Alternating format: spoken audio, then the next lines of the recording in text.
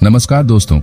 तो एक दिन की बात है, सोनाली जो कि एक डीएम है, डिस्ट्रिक्ट मजिस्ट्रेट है, वह किसी मीटिंग को लेने के लिए जल्दबाजी में अपनी कार से कहीं जा रही है। तभी रास्ते में एक सुनसान जगह पर उसकी कार पंचर हो जाती है। अब जैसे ही उसकी कार पंचर होती है तो ड्राइवर उतरता है और उतरने के बाद डिग्गी खोलता है स्टेपनी चेंज करने के लिए, लेकिन गाड़ी की डिग्गी में स्टेपनी थी ही नहीं। अब उसके बाद ड्राइवर जाकर सोनाली को बताता है तो सोनाली बहुत ही ज्यादा परेशान हो जाती है, क्योंकि जिस मीटिंग के लिए वह जा रही थी वह बहुत ही ज्यादा इंपॉर्टेंट थी और जल्द से जल्द उसे वहां पर पहुंचना था। तो अपने ड्राइवर से कहती है कि जल्द से जल्द जाओ और इस गाड़ी में पंचर बनवा कर लाओ, वरना मैं मीटिंग के लिए लेट हो जाऊंगी। तभी वह ड्राइवर कहता है कि मैडम, यहाँ तो आसपास कोई भी दुकान नहीं है जिस पर जाकर मैं इस गाड़ी का पंचर बनवा सकता हूँ। तो उसके बाद सोनाली कहती है, तुम ऐसा करो, इस टायर को खोलकर ले जाओ और किसी सवारी से बैठकर चले जाओ और इसमें जल्द से जल्द पंचर बनवाओ, मुझे बहुत जरूरी काम है। लेकिन तभी ड्राइवर कहता है कि मैडम, मेरे पास एक पंचर वाले का नंबर है और वह उसी जगह पर जहां पर गाड़ी पंचर हुई है वहीं पर आकर पंचर बना देता है।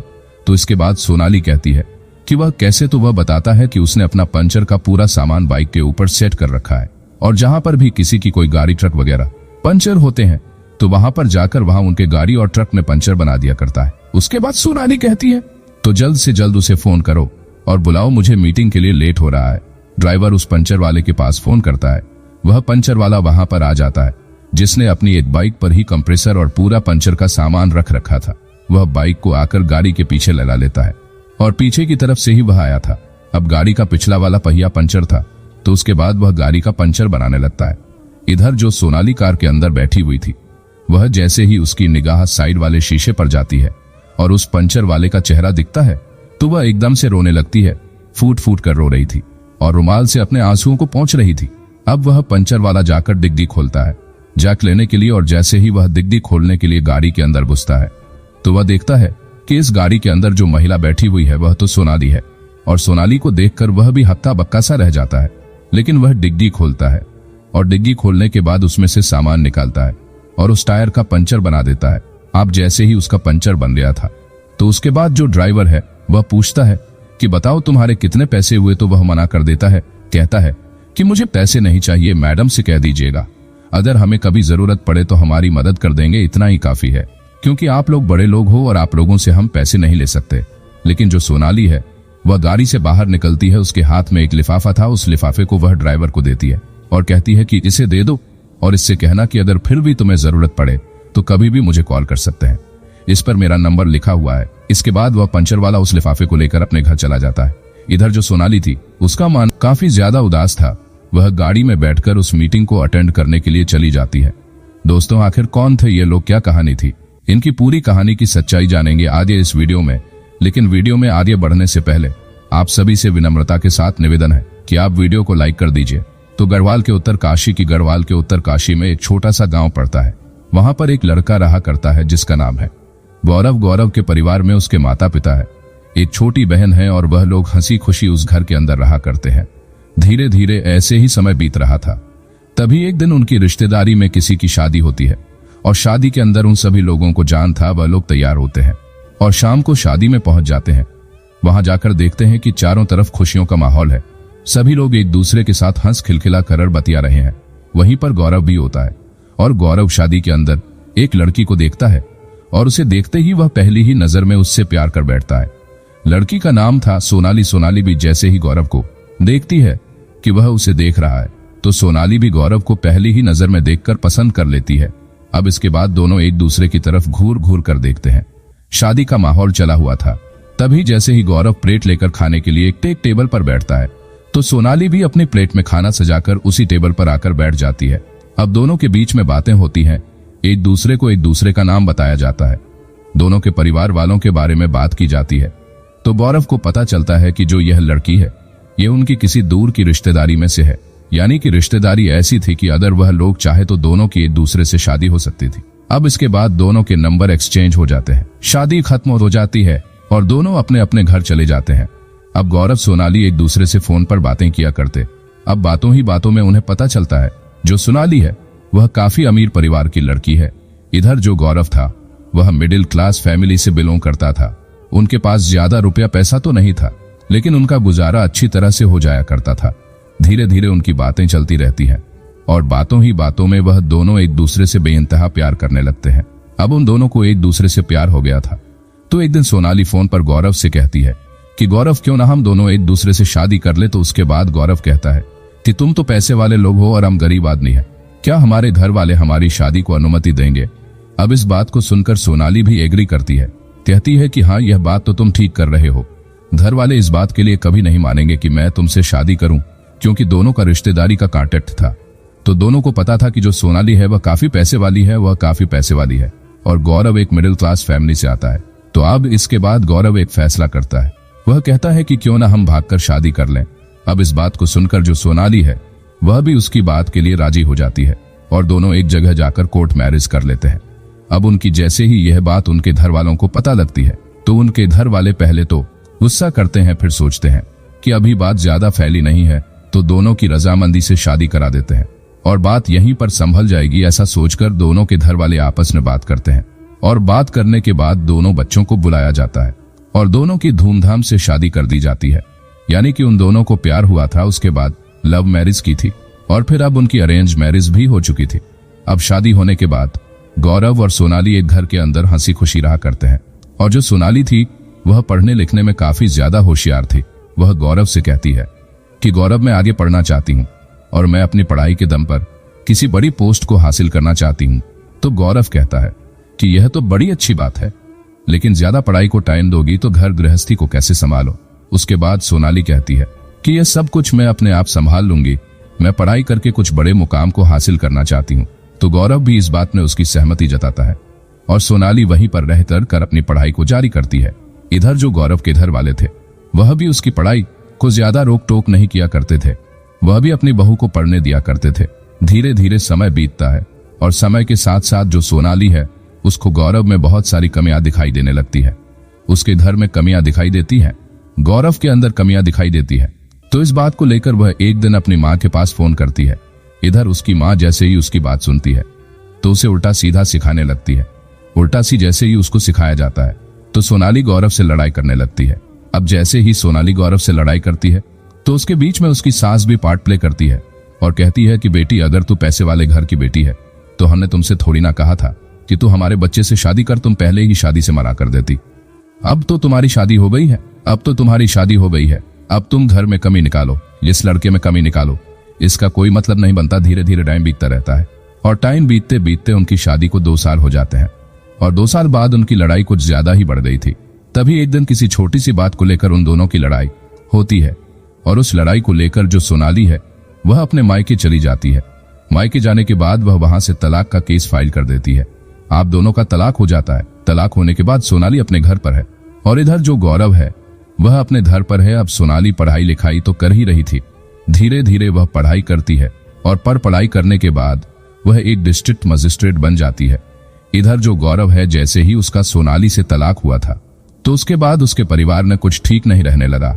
धीरे धीरे करके एक से एक उन पर मुसीबतें आने लगी और मुसीबतों के चलते उनकी जो कुछ भी जमीन थी जिस पर वह खेती किया करते थे वह सारी बिक जाती है।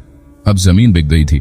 घर का गुजारा करने के लिए गौरव को कोई ना कोई काम करना था और काम की तलाश में इधर उधर घूमता फिरता है। तभी उसका एक दोस्त था जो पंचर की दुकान चलाया करता था, तो वह उसके पास बैठा हुआ था। वह उसे अपनी सारी बातें बताता है और कहता है कि यार, घर का खर्च चलाने के लिए कुछ ना कुछ काम तो करना ही होगा। तो उसके बाद उसका दोस्त उसे आइडिया देता है, कहता है कि तू भी क्यों ना पंचर की दुकान खोले, इसमें अच्छी आमदनी हो जाती है, ज्यादा खर्चा नहीं लगता, केवल हमारी मेहनत लगती है और मेहनत के पैसे हमें मिल जाते हैं। तो यह आइडिया गौरव को अच्छा लगता है, लेकिन इस आइडिया पर वह अलग तरह से काम करता है। वह सोचता है कि इस तरह से दुकान खोलकर तो काफी लोग बैठे हुए हैं, लेकिन ऐसा हो कि मैं इन सभी सामानों को लेकर सभी के पास जाकर उनका पंचर बना दिया करूं। क्योंकि गौरव पढ़ा लिखा था और अपनी पढ़ाई लिखाई का इस्तेमाल करके वह इस आइडिया पर काम करता है। वह अपने दोस्त के साथ मिलकर पंचर लगाने के लिए जो भी जरूरी सामान था उन सभी सामानों को एक बाइक पर फिट कर लेता है और फिट करने के बाद उस बाइक के पीछे अपना नंबर भी लिखवा देता है कि किसी को भी अगर पंचर लगवाना हो तो वहीं पर आकर हम लगा देते हैं। इसके बाद जिसकी भी गाड़ी पंचर हुआ करती थी जहां पर भी वही गौरव के पास फोन करता और उसे वहां पर बुलाकर अपनी गाड़ी में अपने ट्रक में पंचर लगवा लिया करता। इसी तरह से गौरव का गुजारा होने लगता है। तभी एक दिन गौरव के पास एक फोन आता है और उसे एक लोकेशन दी जाती है, जो लोकेशन उससे 10 मिनट की दूरी पर थी। तो उसके बाद गौरव उसी लोकेशन पर जाता है। पंचर लगाने के लिए वहां पर जाकर देखता है कि एक डिस्ट्रिक्ट मजिस्ट्रेट की गाड़ी है जो कि पंचर हो चुकी है और उसके पंचर लगाने के लिए उसे बुलाया गया है। वहां पर जाने के बाद वह टायर को देखता है और टायर को देखने के बाद जैसे वह डिग्गी खोलता है जैक निकालने के लिए, तो गाड़ी के अंदर जैसे देखता है तो गाड़ी के अंदर सोनाली बैठी हुई थी।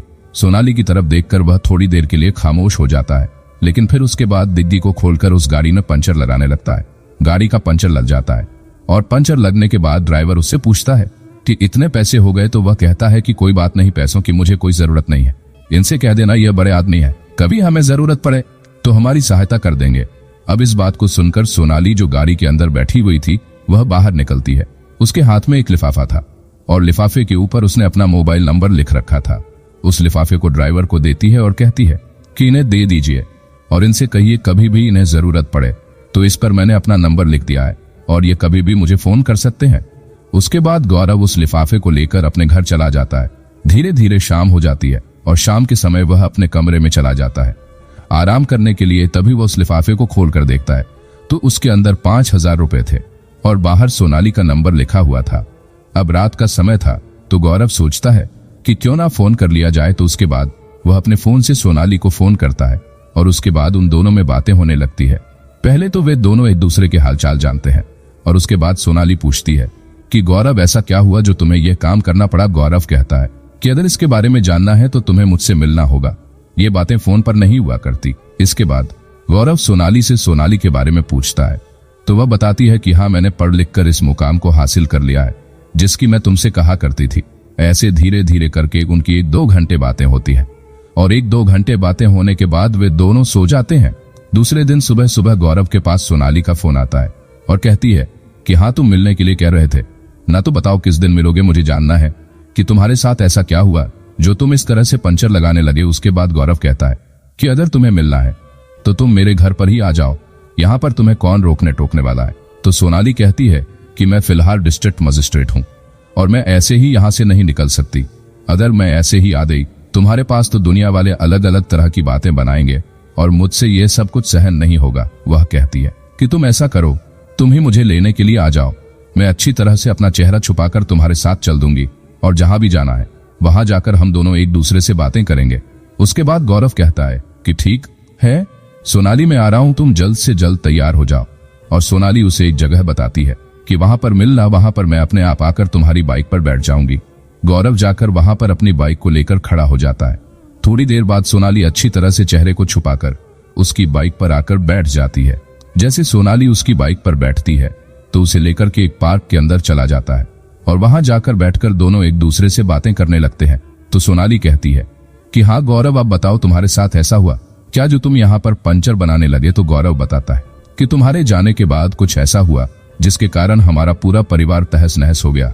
घर की आर्थिक स्थिति काफी ज्यादा खराब हो गई थी, जो कुछ भी जमीन थी वह सारी बिक गई थी और उसके बाद हम लोग आर्थिक स्थिति से काफी ज्यादा कमजोर हो गए थे।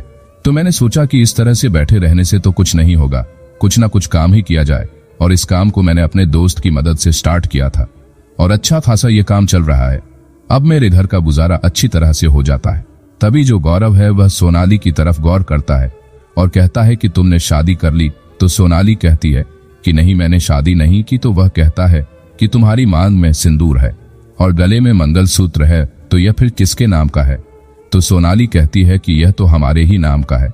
हमारा तलाक जरूर हुआ था लेकिन मैं आज भी तुम्हें अपना पति मानती हूँ। अब इस बात को सुनकर गौरव भी थोड़ा सा भावुक हो जाता है और सोनाली से कहता है कि सोनाली ऐसा क्यों किया तुमने। तो उसके बाद सोनाली इस बात को सुनकर वह भी थोड़ी सी भावुक हो जाती है और कहती है कि गौरव, मुझसे बहुत बड़ी गलती हो गई। मैं अपनी माँ की सिखाई बातों में आ गई थी और उसी वजह से मैंने तुम्हें तलाक दिया था। अब इसके बाद गौरव कहता है कि चलो ठीक है, अच्छी बात है, अब तुम डिस्ट्रिक्ट मजिस्ट्रेट बन गई हो। अब तुम्हारा हमारा मुकाबला ही क्या। मैं एक मामूली सा पंचर वाला हूँ और तुम एक डिस्ट्रिक्ट मजिस्ट्रेट हो। तो अब तुम मेरे नाम का मंगलसूत्र और सिंदूर लगाना बेशक बंद कर दो। हमारे तुम्हारे रास्ते अलग अलग है। अब इस बात को सुनकर सोनाली थोड़ी सी मायूस और उदास हो जाती है, क्योंकि उसे इसकी बातों से लग रहा था कि गौरव ने जैसे दूसरी शादी कर ली हो। लेकिन तभी वह अचानक से गौरव से पूछ बैठती है और कहती है कि गौरव क्या तुमने दूसरी शादी कर ली? तो उसके बाद गौरव कहता है कि नहीं सोनाली, ऐसा कुछ भी नहीं हुआ। तुम्हारे जाने के बाद मैं ऐसे ही रहा करता हूं और मुझे दूसरी शादी करने का कभी मन ही नहीं हुआ। घर वालों ने कई बार कहा था कि बेटा दूसरी शादी कर ले, जिंदगी बहुत बड़ी है, लेकिन मैंने उनसे मना कर दिया। मैंने कहा कि शादी जिंदगी में एक बार होती है और उसके बाद मैं शादी नहीं करूंगा। अब इस बात को जैसे ही सोनाली सुनती है तो उसके चेहरे पर एक अलग सी चमक आ जाती है और वह कुछ अलग ही चीजें सोचने लगती है। वह गौरव से कहती है कि गौरव चलो, मुझे कुछ काम है और वहां पर हम लोग जाएंगे। ऐसा कहकर वह गौरव के साथ बैठती है और गौरव से कहती है कि पास में ही एक मंदिर है और मुझे मंदिर में कुछ काम है, वह पर चलते हैं। तो गौरव को उस मंदिर में ले जाती है और मंदिर में ले जाने के बाद वहां पर गौरव से दोबारा से शादी कर लेती है। कहती है कि गौरव, जो भी मेरी गलतियां हैं उनको माफ करो और इससे आगे ऐसा कुछ नहीं होगा। हम दोनों बड़ी हंसी खुशी एक दूसरे के साथ रहा करेंगे। अब इस बात को सुनकर गौरव भी राजी हो जाता है, क्योंकि वह भी नहीं चाहता था कि जिससे उसने प्यार किया है वह उससे अलग रहे, क्योंकि जितने दिन वह उससे अलग रहा था हर रात वह सोनाली के बारे में ही सोचा करता था। दोनों की दोबारा से शादी हो जाती है और शादी होने के बाद सोनाली गौरव को अपना ड्राइवर रख लेती है और कहती है कि तुम्हें मेरी गाड़ी चलानी है और मेरे साथ ही तुम रहा करना। अब सोनाली जैसे ही अपने ससुराल आती है गौरव के साथ, तो सोनाली की सास सोनाली को देखकर बहुत ही ज्यादा खुश हो जाती है, प्रसन्न हो जाती है। और जैसे ही वह सुनती है कि सोनाली अब बीएम बन चुकी है तो बड़ी खुश होती है। वो कहती है कि बेटी, ये तो बड़ा अच्छा हुआ और तूने अच्छा किया जो दोबारा से शादी कर ली, वरना यह तो किसी से शादी करने के लिए तैयार ही नहीं था।